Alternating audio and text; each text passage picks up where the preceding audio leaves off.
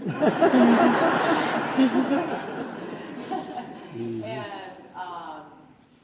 I, like, from a very early age, wanted to leave.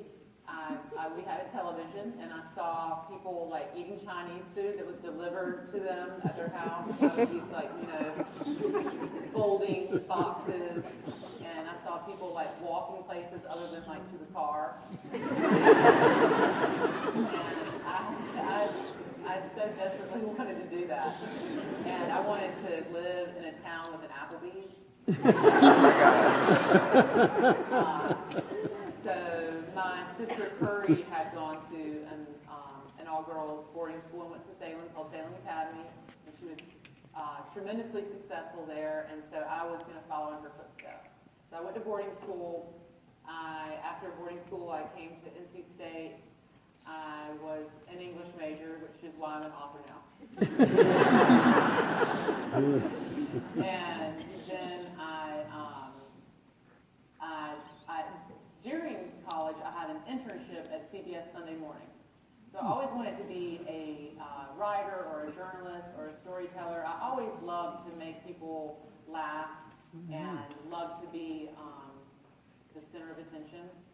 And I often did that with stories or performing. And so I fancied myself a future journalist. So I moved to New York. I did not become a journalist. I worked in advertising, then I worked in restaurants. I was a server, and I became really fascinated with the stories behind food, and I started working in kitchens as a means to possibly become a food writer. And what I learned was that I was probably a better cook at the time than I was a food writer, and it was certainly a lot easier to get a job cooking than it was to get a job writing.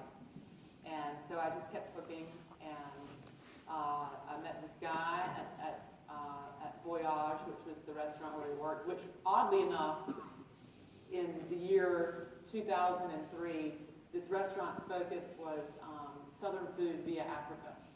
And I don't even think one of those exists now. So I was just so inspired by the work that the chef did there. So I kept cooking, and I met Ben, my husband. He was a server at this restaurant, and if any of y'all watch the show or know Ben, you'll find it funny that when I met him, he dressed in leather and chains. And I was just so into him. And so we started dating, and then we had this little soup business called Viv's Kitchen, and we both worked, at this point we worked in different restaurants. And on our days off, we would go around the city and deliver the soup that I had made to our little listserv of people who had ordered it. We were way ahead of our time. And we had a great time doing that, and we felt like we were really just making money, but really what happened was we spent most of the money we made on the parking tickets that we garnered during the day delivering the soup. So eventually we had a customer who was interested in investing in a legitimate storefront in the city, and so I told my family that we were going to open a soup business in New York, and it was going to be, we were going to stay there, and they just never thought that we would stay. And so they offered to help us open a restaurant anywhere in North Carolina that we wanted. And so we were like, okay, it wasn't exactly like that. It took some time. But I thought, I'd love to live in Asheville. That would be so awesome. And then when we moved back, it became very clear that there was only one option. And it was to open a restaurant in Kinston in a building that they had already purchased.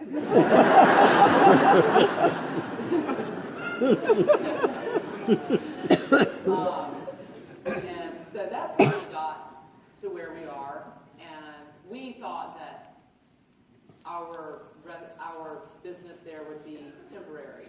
You know, I think Ben and I both looked at this restaurant as a springboard or a starting place for the opportunity to do something else somewhere else. And although we had this opportunity afforded to us, we had a building in downtown Kinston, we still, it was still very risky, and we worked really, really hard to make Chef and the Farmer work. And the only reason we were able to do it is because I was in the kitchen and Ben was in the dining room, and we had no life whatsoever. You know, we didn't have we didn't have a social life that distracted us from our work, put it that way. And so we were plugging along, and we opened in 2006, I think. And in 2008, we were doing well. I had already, discovered Blueberry Barbecue Chicken and had started to pay attention to Eastern North Carolina. And the economy changed.